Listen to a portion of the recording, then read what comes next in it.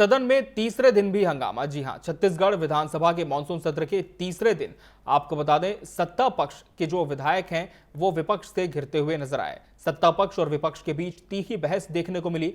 नेता प्रतिपक्ष डॉक्टर चरणदास महंत ने पीएम आवास योजना और मनरेगा में गड़बड़ियों का मुद्दा उठाया।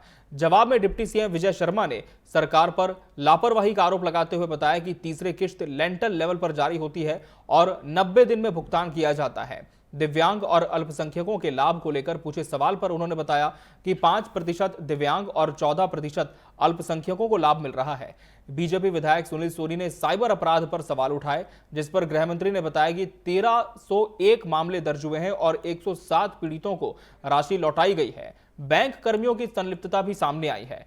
कांग्रेस विधायक शेषराज हरवंश ने मेकाहारा अस्पताल की बंद पड़ी मशीनों का मुद्दा उठाया। स्वास्थ्य मंत्री श्याम बिहारी जायसवाल ने बताया कि 50 मशीनें बंद हैं, जिनमें से 11 की मरम्मत और 70 करोड़ की खरीदी प्रक्रिया जारी है। मेकाहारा मारपीट केस में मंत्री ने कड़ी कार्रवाई का आश्वासन दिया। बिजली दर और कटौती पर भी विपक्ष ने घेरा। उमेश पटेल, देवेंद्र यादव, दिलीप लहरिया और लकेश्वर बघेल ने बिजली बिल और ट्रांसफार्मर बदलने में देरी का मुद्दा उठाया। वहीं कृषि यंत्रों में गड़बड़ी को लेकर विपक्ष के सवाल पर मंत्री रामविचार नेताम ने कहा कि 4 सदस्यीय जांच समिति जांच कर रही है और दोषियों पर कार्रवाई तय है। तो आज की पहली खबर है और आपको बता दें कि चरणदास महंत नेता प्रतिपक्ष छत्तीसगढ़ विधानसभा में उन्होंने पीएम आवास को लेकर जिस तरह से मुद्दा उठाया था, किस तरह की बातें उन्होंने कही हैं, क्या बयान दिया है, वो आपको पहले सुनाते हैं। मनरेगा में जो 90 दिन का उनको श्रमिक लोगों को देना है, वो देने के बाद माना जाता है, या स्वच्छ भारत का मिशन का जो उनको 12,000 रुपए शौचालय बनाने के लिए दिया जाता है तो माना जाता है। क्योंकि ये निर्देश केंद्र सरकार से है कि जब तक मनरेगा का उसमें श्रमिकों का योगदान नहीं होगा, उसका भुगतान नहीं होगा और जब तक शौचालय निर्माण नहीं होगा, उन आवास को पूर्ण आवास नहीं माना जाएगा। साथ ही साथ 15% केंद्र सरकार ने अल्पसंख्यकों के लिए सुरक्षित रखा है, 5% दिव्यांगों के लिए सुरक्षित रखा है।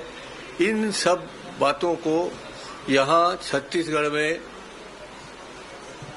विधान के अनुसार, विधि के अनुसार, नियम के अनुसार पालन नहीं किया जा रहा है।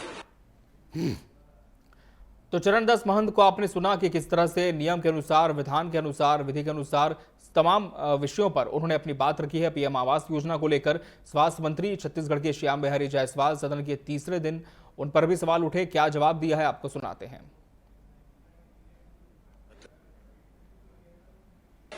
जवाब में ही बताया कि 50 मशीनें अभी हमारी काम नहीं कर रही हैं, जिसमें 39 ऐसे मशीन हैं जो एक्सपायरी हो चुके हैं, जिनको बनाया नहीं जा सकता, और 11 मशीनों का भी उसमें रिपेयरिंग वर्क चल रहा है। जो 39 हैं उसमें 39 के 39 सभी मशीनों का खरीदी प्रक्रिया चालू है। लगभग 82 करोड़ रुपए की लागत से हम नए मशीनों को खरीद रहे हैं और कई मशीनें तो 2018 से बंद हैं, कई 2020 से बंद हैं, कई मशीनें 2021 से बंद हैं।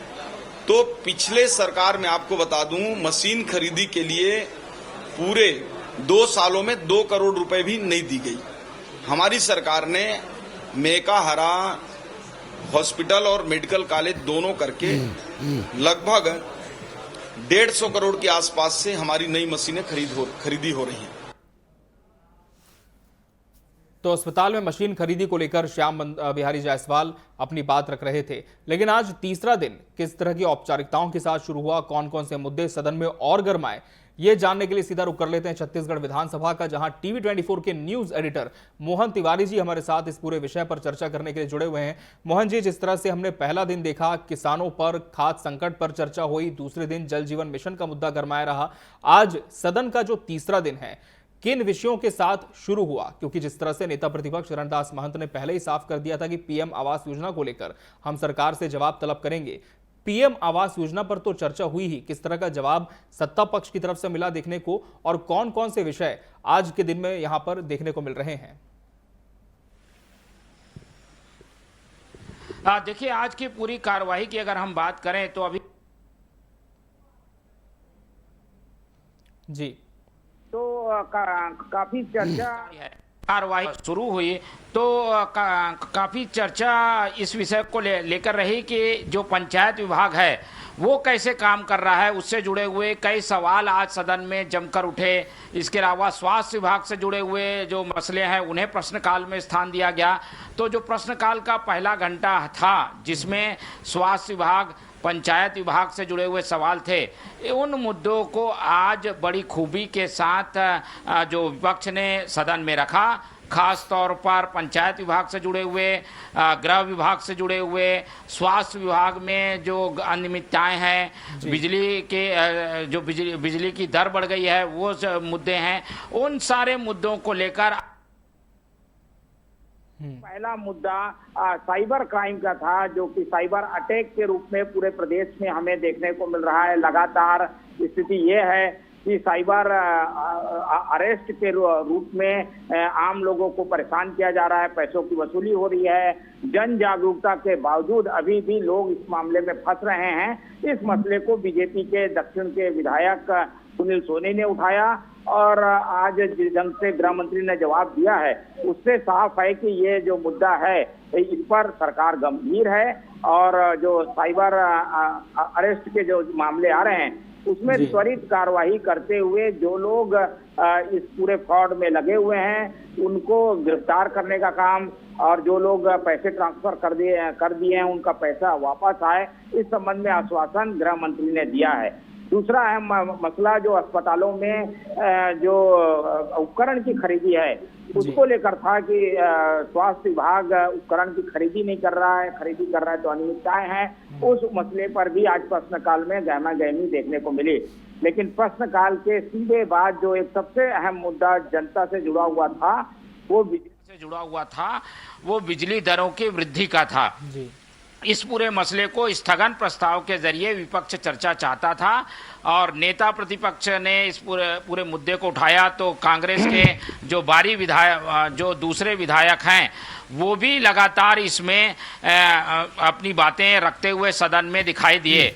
लेकिन इस पूरे मामले में जब सरकार का वक्तव्य आया उसमें इस बात का की हवाला दिया गया कि बिजली हाफ योजना लागू रहेगी, जो बिजली पंपों को मुफ्त बिजली मिलती है वो योजना लागू रहेगी। ऐसे में जो बिजली दर जरूर बढ़ गई है वो भार सरकार पे ही आएगा क्योंकि ये सब्सिडी के रूप में सरकार वो उसका भुगतान करती है, इसलिए सब्सिडी जारी रहेगी। और बिजली की दर को लेकर जो हंगामा सदन में देखने को मिलने वाला था वो जो हंगामा है वो हमें आज सदन में नहीं देखने को मिला और स्थिति ये बनी रही कि जो सत्ता पक्ष का जवाब आया उससे विपक्ष भी संतुष्ट रहा और विपक्ष ने इस पूरे मसले पर सरकार को कुछ सुझाव दिए और उस सुझाव पर कार्रवाई करने का आश्वासन लिया और उसके बाद ये मुद्दा शांत हो गया।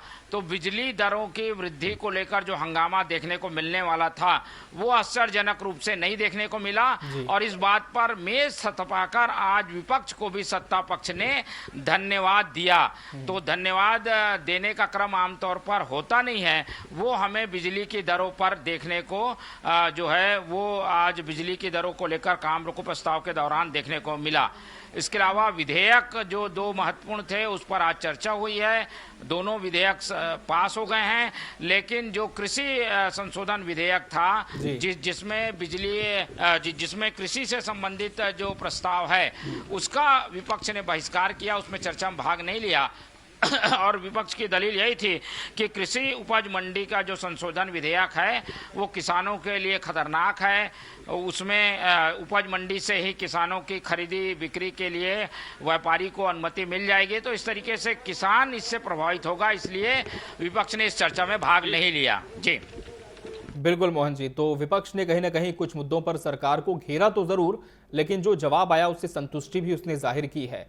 अभी यदि हम बात करें मोहन जी, तो क्या सत्र का संचालन अभी भी हो रहा है, क्या किसी विधेयक पर अभी भी चर्चा हो रही है, ये भी आपसे जानेंगे। लगातार आपसे जुड़ने की कोशिश हमारी टीम कर रही है। तो जिस तरह से आज छत्तीसगढ़ विधानसभा के मानसून सत्र का तीसरा दिन है और तीसरे दिन हंगामे से शुरुआत जरूर हुई, लेकिन एक सकारात्मक विपक्ष की भूमिका भी हमें सदन के अंदर देखने को मिली। विपक्ष ने सत्ता पक्ष से कुछ विषयों पर सवाल किए, जवाब आया, फिर से उसके काउंटर क्वेश्चंस हुए, लेकिन बहुत हद तक विपक्ष कुछ सवालों के जवाब से संतुष्ट नजर आया।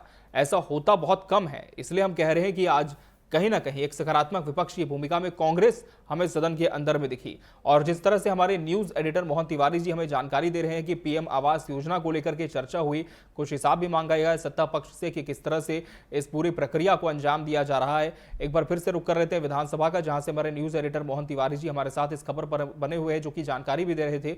मोहन जी, कई विधेयकों पर चर्चा तो आज हो रही है, और क्या अभी अगर हम सत्र की बात करें तो सत्र का संचालन वर्तमान में क्या इस वक्त भी जारी है? किस विषय पर अभी सदन के अंदर चर्चा की जा रही है?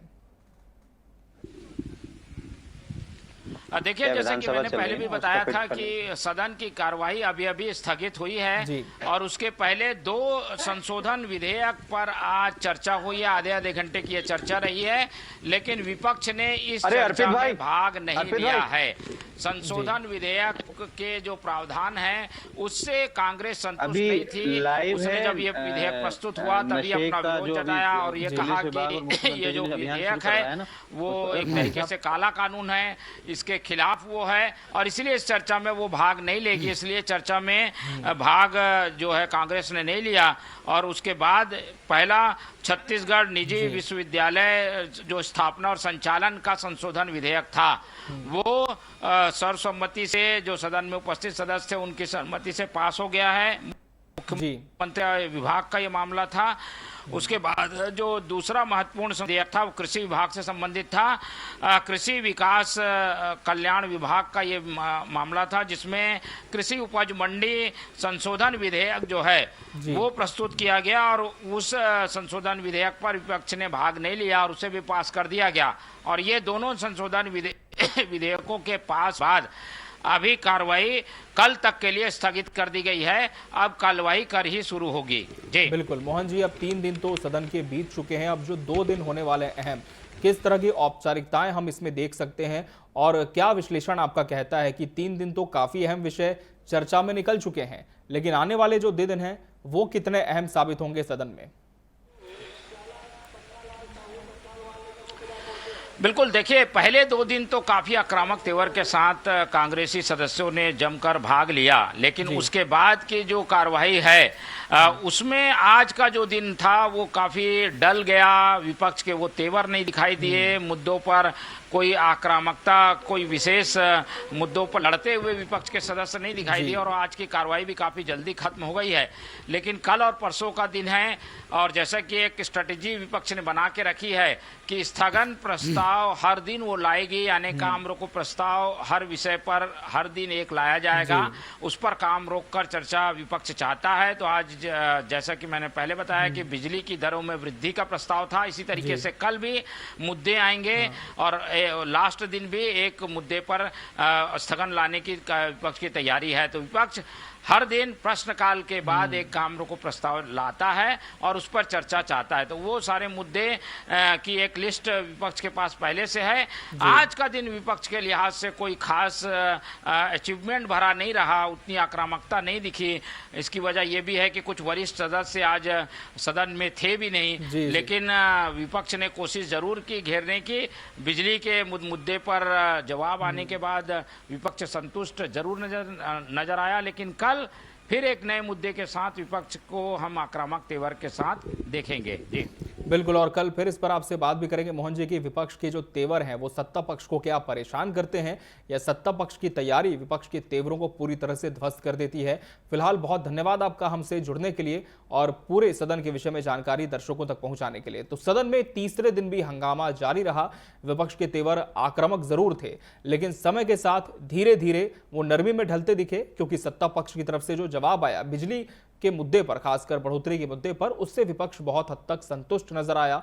और कहीं ना कहीं विपक्ष ने पूरी कोशिश तो जरूर की थी सत्ता पक्ष को घेरने की, लेकिन सरकार के विधायकों की भी अपनी तैयारी यहां पर देखने को मिली है।